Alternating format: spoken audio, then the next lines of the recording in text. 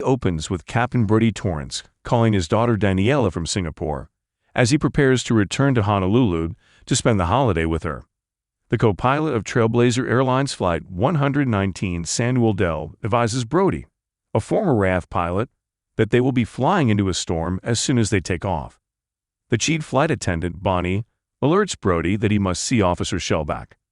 The officer tells Brody that they are carrying Louis Gaspar, a murderer and former member of the French Foreign Legion. We glimpse other passengers, including youthful social media influencers and a snobby businessman, as the plane prepares to take off.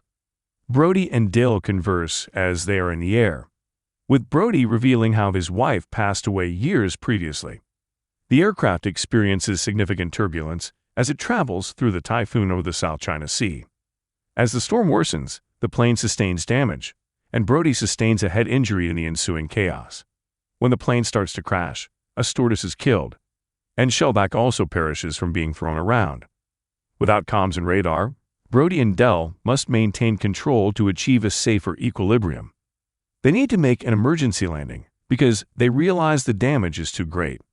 The pilots locate an island and land awkwardly. After everything has calmed down, Brody instructs the passengers to exit the aircraft. He and Dale discover that they are on the island of Jolo. Scarsdale, the crisis manager for Trailblazers, meets with the board of directors at their headquarters in New York City to try to find the jet and its passengers.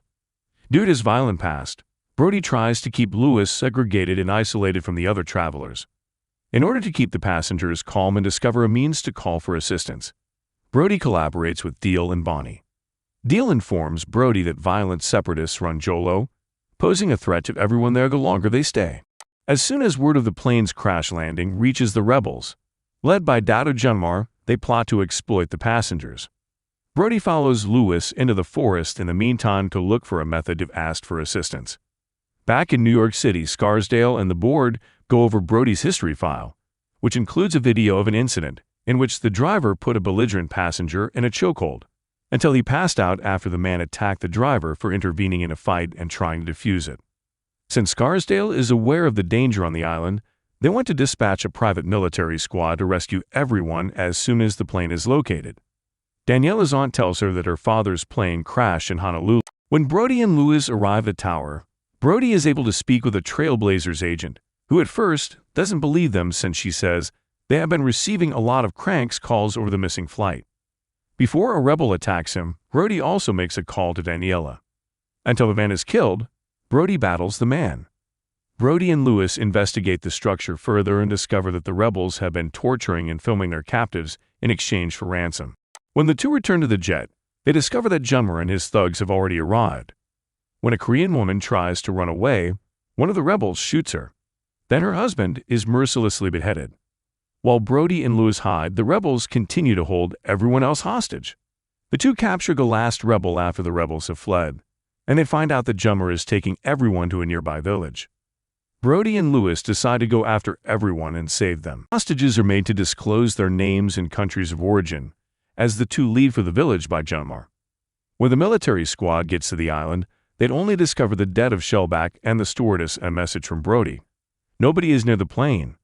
Before finding and liberating the hostages, Brody and Louis reach the settlement and kill a few more rebels. Brody stays behind to let people off the bus as everyone boards the vehicle. Junmar and his men thrash him and were about to put him to death when the military unit arrived and started firing on the rebels.